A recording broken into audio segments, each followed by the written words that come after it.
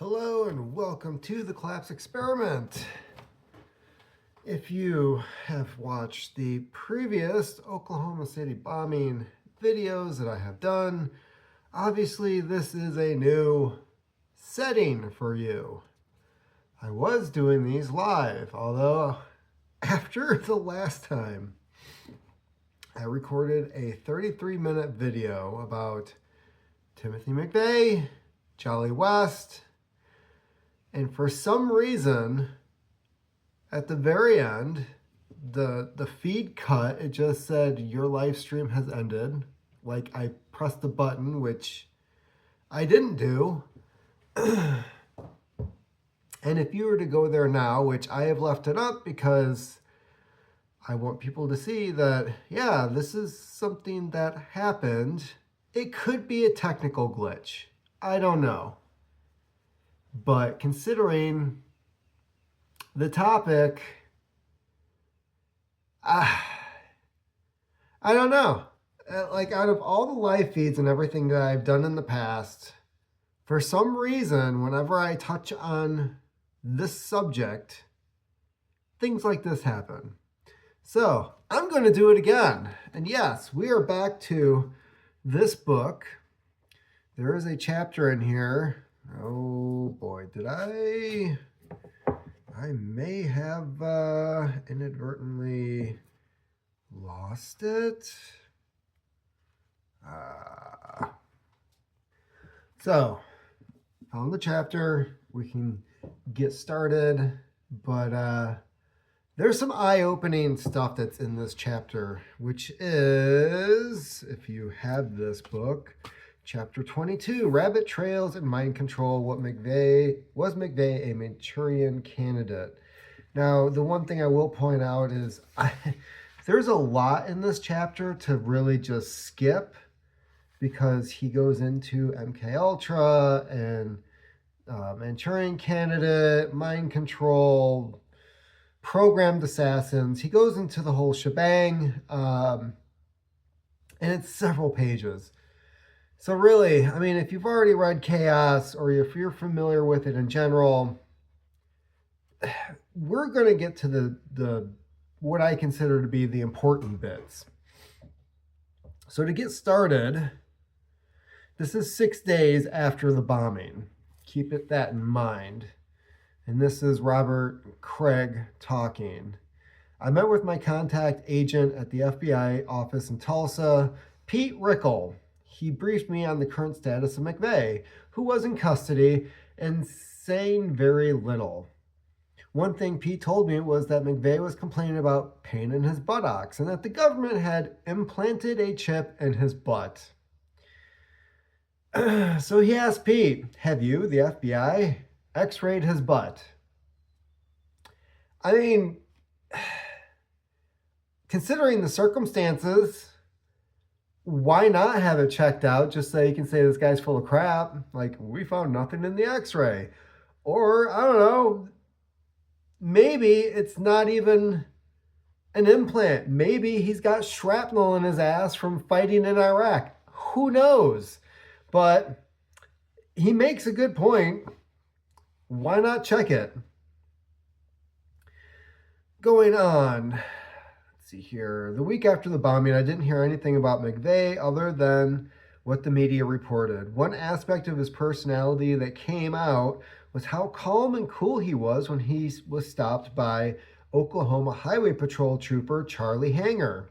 When he was in jail and when he was in federal custody, he was armed with a Glock 9mm semi-auto handgun when he was stopped by Hanger. Hanger was simply stopping a speeder who was driving in a car with no license plate. He had not connected McVeigh to the bombing and no information about suspects had been disseminated. McVeigh could have shot Hanger, then drove off, but he didn't. Instead, he gave up and cooperated with the trooper. To me, this didn't make sense for someone who had just killed well over 100 innocent people, including children and babies. Kind of weird for like a mass murderer, right? So he's pointed all this stuff out. He goes on about LSD, CIA mind control, MK Ultra. We're skipping several pages here because I am not going through all of this. It's a very long chapter, as all of them are. So skipping ahead, it is most interesting to note that it was West, Jolly West, that headed the American Psychological Association trauma response team that rushed to Oklahoma City in the wake of the 1995 bombing of the Murrah Federal Building. Timothy McVeigh was examined by John Douglas of the FBI Psychological Profile Unit, who determined that McVeigh was, quote, an easily controlled and manipulated personality. And it was West who visited McVeigh 18 times in the federal prison in El Reno. This is the same prison that Terry Yiki was found outside of, dead. Just pointing that out as well. West obviously was not there to diagnose McVeigh or treat him, but instead to reinforce McVeigh's programmed brain. This is an assumption, but West never issued a report on McVeigh or what he had done while he was with McVeigh. If it wasn't an official status, what the hell was he doing? So there's more to it than that, obviously. As I examined McVeigh's alleged military record, I saw sure indicators of a man who was recruited into a program, then sheep-dipped, and following that, spending obvious time in a series of events to create his legend. This is the story behind the person who is trying to infiltrate a group. Like, yeah, I was at Waco. See, I'm on video. Stuff like that. McVeigh's attendance at gun shows were of individuals and groups who were considered threats to the government. His very obvious and vocal appearances at militia meetings, of which he was also kicked out of and was never able to join a militia. His appearance at Waco during the siege, making sure that he was filmed and interviewed. That is very well known. Kind of like Oswald. So, skipping more and more, we get to Terry Nichols. And the stuff that Terry Nichols says that also kind of leads to the whole, we were part of a Spec Ops A-Team domestic unit. So he's reading a declaration of Terry Nichols. I believe this was for Jesse Trenadu. So he's going over this report and he's pulling out the things that obviously stand out to him. As I read through, several items jumped off the page. Among them was Nichols' sworn statement that I am also now prepared to identify others who played a role in the bombing of the Alfred P. Murrah building in Oklahoma City, Oklahoma on April 19th, 1995. Yeah, I know he was pointing the finger at Roger Moore quite a bit, and they did find evidence of things that Moore had given them to help build the device in the back of the truck, but Moore was never charged. In fact, in court for, I believe it was McVeigh's trial, Moore basically said in the courtroom that they had blown his cover. In this statement, Nichols admitted that others besides him, McVeigh and Fortier, were involved in the bombing. He went on to state that he had written Attorney General John Ashcroft, who worked for President George W. Bush, and said that he wanted others involved in the bombing brought to justice. He said he was prepared to fully cooperate with the Department of Justice to achieve this goal, but I have never received a response to that letter from Ashcroft to anyone in the DOJ. Further, Nichols stated that I have been trying to speak out on the Oklahoma City bombing, but have been frustrated in this effort by the Federal Bureau of Investigations and Department of Justice. Further, he stated that the Bureau of Prisons and Department of Justice have denied me all contact with the media. This declaration was taken in 2016. 21 years after, 21 years after the bombing. The cover-up of this case through 3 presidents has continued no matter who was in power. Nichols then went on to state that he had met with Congressman Dana Rohrabacher, who was investigating the bombing in his committee in Congress, and said, "I had hoped that the results of that meeting would lead to an independent, deeply probing, open investigation of the Oklahoma City bombing, including what I now believe was the hidden role of various federal agencies in that matter. Unfortunately, that did not happen. I was not able to speak openly and candidly with Congressman Rohrabacher since, despite my objections, an FBI agent was present during the interview." Nichols also stated that in Rohrabacher's findings that the congressman believed that there were others involved who escaped capture and prosecution, and that the congressman was correct about others unknown. Very common phrase when it comes to this. It was sometime later that I received a call from Rohrabacher's office from a female staffer. She was somewhat antagonistic and did not impress me as someone who was really interested in the case or cared about what anyone had to say. She asked if I would be willing to travel to Washington to tell Rohrabacher and his committee what I knew or had discovered about the case. I said that I would, but I heard in the background a voice say, "We have a cop that might come forward." It was obvious to me that Rohrabacher's office was very skeptical about the case, and to waste my time going to D.C. to testify would be an exercise in futility. Nevertheless, I never heard from that office again. So even Craig Roberts agreed to talk to these guys and give them information that he had. They just weren't interested. In paragraph 9 of Nichols' later declaration to Jesse Trentadue, Nichols talks about others involved. One was acting as a government provocateur, Strassmer. The other was a high-ranking federal government official, Larry Potts. I believe both men were now being protected by the federal government in a cover-up to escape its responsibility for the loss of life in Oklahoma.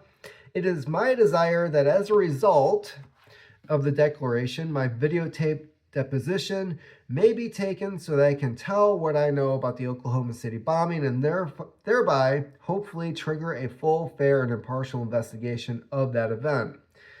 Dissecting this paragraph, we see that Nichols may have inadvertently identified Andrea Strassmeyer as a government provocateur, but who was the high-ranking government official? As I read through the pages of the deposition, I got to paragraph 33. All of a sudden, a huge piece of the puzzle jumped off the page. Nichols named McVeigh's handler. McVeigh was extremely upset and angry, the paragraph begins. There, in what I believe was an accidental slip of the tongue, McVeigh revealed the identity of a high-ranking FBI official who was apparently directing McVeigh in the bomb plot. The name McVeigh let slip was Larry Potts, lead FBI agent at Ruby Ridge. McVeigh said he believed Potts was manipulating him and forcing him to go off script, which I understood to mean change the target of the bombing. That was the only time I heard McVeigh refer to Larry Potts in that context. The deposition was full of bits and pieces of information that tied together many of these loose ends and things that we had turned up over the months and years following the bombing. Nichols admitted to being the one who robbed Roger Moore in Arkansas, and what he and McVeigh did with the money and the guns, which according to Nichols was actually donated by Moore to help finance the bombing. The robbery was staged to give Moore a way out, and if the guns were later found. He described how he and McVeigh mixed the ANFO at Gary Lake on the 18th of April, the day before the bombing, and then admits that neither he nor McVeigh had the level of expertise and sophistication to build such a bomb that would work. He also states that McVeigh had purchased 5 black metal barrels and 5 white plastic barrels, and if that's true, the shards of blue plastic barrels allegedly found at the scene of the bombing were not from the Ryder truck, or never even existed. As for them not having the expertise, this was very questionable considering that he had received bomb-making instructions in the Philippines. This is where Craig Roberts tends to lose a lot of people because I don't think there's any type of Al-Qaeda connection to the Philippines. And McVeigh had most likely had the same training at Camp Grafton. Although he did, one thing that's in another book, Aberration in the Heartland of the Real, McVeigh and Strassmeyer were both at a boom boom making class. Oliphant, Jack Oliphant, his little camp place. In the paragraph 10 that literally leapt off from the page, here Nichols states under oath, in December of 1992, Timothy McVeigh told me that while he was serving in the U.S. Army, he had been recruited to carry out undercover missions. McVeigh did not say who recruited him or specifically the nature of his mission. McVeigh did say, however, that he was beginning to make contacts with a network of people after the first of the year and that he was to take no action in furtherance of the mission until called upon. McVeigh said that he would soon be making his first contact down south. 1992. Oh, that's around the same time Larry Potts was running PatCon, Patriot Conspiracy, for the FBI. This is a hard reference from Nichols to McVeigh's recruitment into a special organization or team. It was a huge find. It was one more piece of information that what McVeigh had written to his sister about being selected at Fort Bragg was more credible. On page 11, Nichols went on to declare, McVeigh's first contact came 1 month later in Florida. It was with Roger Moore, a gun dealer who lived in Royal, Arkansas, with his girlfriend and business associate, Karen Anderson. McVeigh met Moore at the gun show in Fort Lauderdale in January of 1993. Interesting. And it goes on to talk about, this is where it gets Camp Grafton from. This video, if you can see this photo of McVeigh here, it's taken from a video where people are claiming it's McVeigh, but a lot of people have discredited that. I'll let you make up your own mind. We know that McVeigh's sister received a letter describing McVeigh's selection for such a unit. We know that Nichols verified that McVeigh told him that he, McVeigh, was recruited for that unit, being 10 out of 400 who were trying out for Special Forces. So 10 out of the 400 were taken out of this. So how many more of these guys are out there, or were? We know that McVeigh, in his letter to his sister, that his work for the government would include helping the CIA fly drugs into the U.S. to fund many covert operations, serve as military consultants to work hand in hand with civilian police agencies, read FBI, back on, and to quiet anyone whom deemed a security risk. Then in parentheses he added, we would be government-paid assassins. We know that McVeigh acted like a different person after he left Fort Bragg and resurfaced working for Calspan in New York, besides building a legend with his activities and statements there, including passing out copies of the Turner Diaries, like Oswald in New Orleans. He exhibited a total different man than what others knew him previously to leaving Fort Riley for Fort Bragg. Then it talks about Calspan, the tech company. McVeigh was assigned to the company's Advanced Technology Center in Buffalo, New York. ATC had a large energy shock tunnel, radar facilities, and a radio frequency simulator facility for evaluating electronic warfare techniques. One Calspan research lab specialized in microscopic engineering. Butt implant. Calspan literature boasts that ATC employs numerous world-renowned scientists and engineers on the cutting edge of scientific research. It was in this environment that McVeigh may have undergone more mind control reinforcement and programming. McVeigh wasn't the Gulf War super patriot career soldier who spent all of his time reading Army field manuals, doing physical training and polishing his boots like the soldier he knew and served with at Fort Riley prior to his leaving for Fort Bragg. So he went from I'm going to be Rambo to yeah. We know that while in prison, Tim McVeigh was visited numerous times, apparently 18 times by a psychiatrist, Dr. Louis Jolyon West, often referred to as Dr. Jolly West. We know that Nichols had mentioned to another prisoner at the time that Sarge will get us out of this, and we know that McVeigh referred to the Major as their boss. We know that he had at least 3 bogus names and identities: Tim Tuttle, Robert Bridges, and Robert Kling, but who was the real Tim McVeigh? I'm just going to point this out, and it was in the book and the new movie on Netflix, Chaos, about Manson and MK Ultra. Jolly West was a lieutenant major in the Air Force. So I don't know if these guys were actually using their previous ranks for where they were. When he's referring to the major, and the major's the boss, and this guy's able to just creep into his prison after blowing up 168 people, I'm thinking there's a major problem here.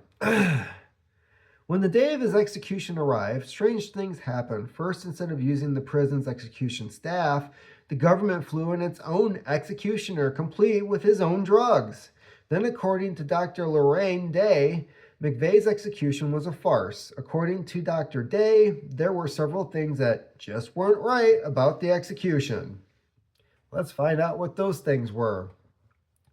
Before Tim McVeigh's scheduled execution, the state announced that none of his organs would be donated after the execution. Donated?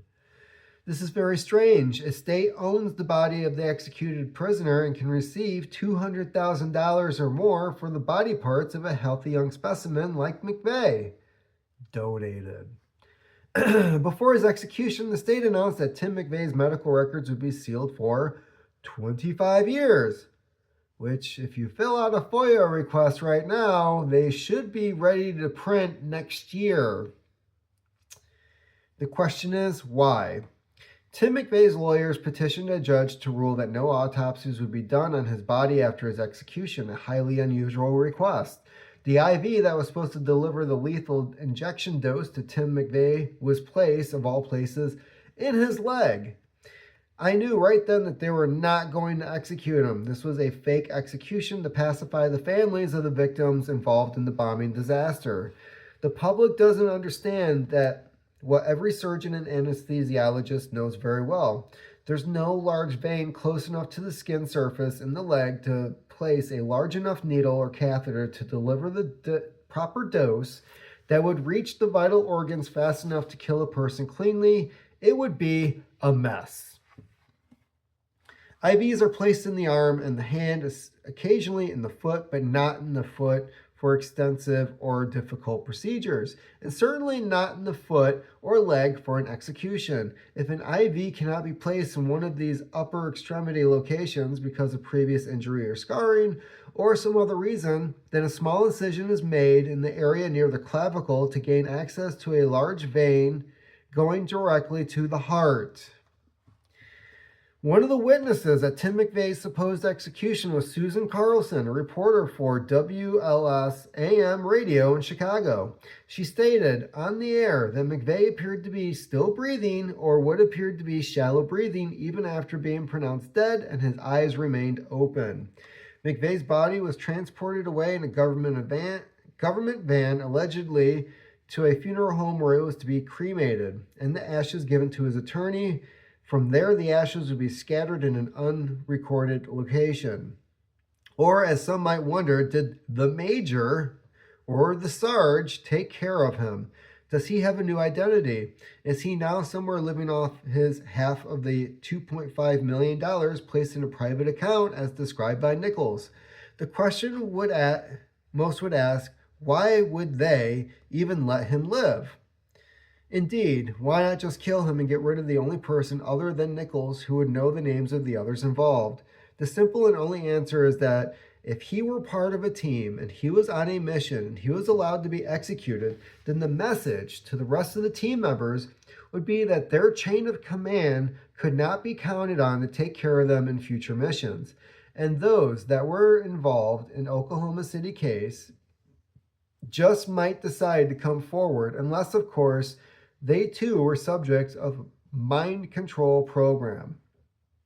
Whatever the answers are, McVeigh's death certificate leaves a lot to contemplate, as if giving him recognition. His death certificate on the box for deceased usual occupation, it states soldier.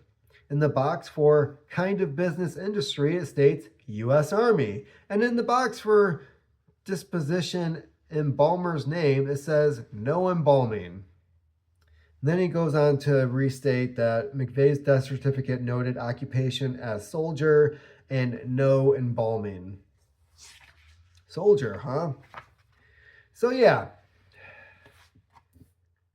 Jolly West. Now, there's a couple things I'd like to point out. This book came out a year after Aberration in the Heartland of the Real. Obviously, he was writing it before then, right? So, for him to have in there the same information that Jolly West met with McVeigh 18 times. So you have Dr. Wendy Painting, who's writing this book. She's going through all these documents. She didn't even state in her book that Jolly West was the one who met with McVeigh. It was John Smith, who was a protege of Jolly West. That was the guy who was assigned to McVeigh while he was in prison awaiting trial. Having said that, she was doing further interviews after the book. She met with somebody who worked in the facility in El Reno, who was there at the time that McVeigh was there and was familiar with the people coming in and out. And at one point he said, this is completely off the record, but I could never understood why he kept going in there to see him, referring to Jolly West and McVeigh. And he said McVeigh did not want to see Jolly West. So, who knows? Perhaps McVeigh was upset about the people that were killed because he kept saying, like, we're supposed to blow out some windows. Like, that's what was supposed to happen. And then, of course, Jolly West, you know, maybe he had to go in and be like, I gotta fix this. I don't know. But I want to know, because if there's one thing that Robert said in this book, was that he did not want to put anything in there that he did not have documentation or evidence of. So he had to have had something in documentation stating Jolly West met McVeigh 18 times in El Reno prior to the trial. And if that's true, I mean, that's quite the game changer. I also want to know if, and it's most likely, if Craig Roberts is gone, deceased, and he still had all these documents, where are they? Who has them? Can somebody like Wendy Painting get her hands on them? Were they handed off to other confidants beforehand so that they were in safekeeping? He must have had like boxes upon boxes of things for writing this book and his investigation. And I'm just wondering, like, where the hell is it? Because unfortunately, I know how a lot of families are. Oh, Grandpa and his crazy conspiracy theories. And all of a sudden, they're like on the curb, getting picked up by the trash man because people are dumb. I really hope his family wasn't dumb. It's just questions I'd really like to know. I think he was onto a lot of things. I think he was distracted by some others.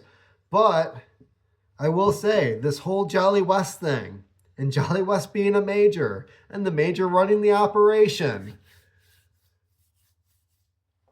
makes a person wonder.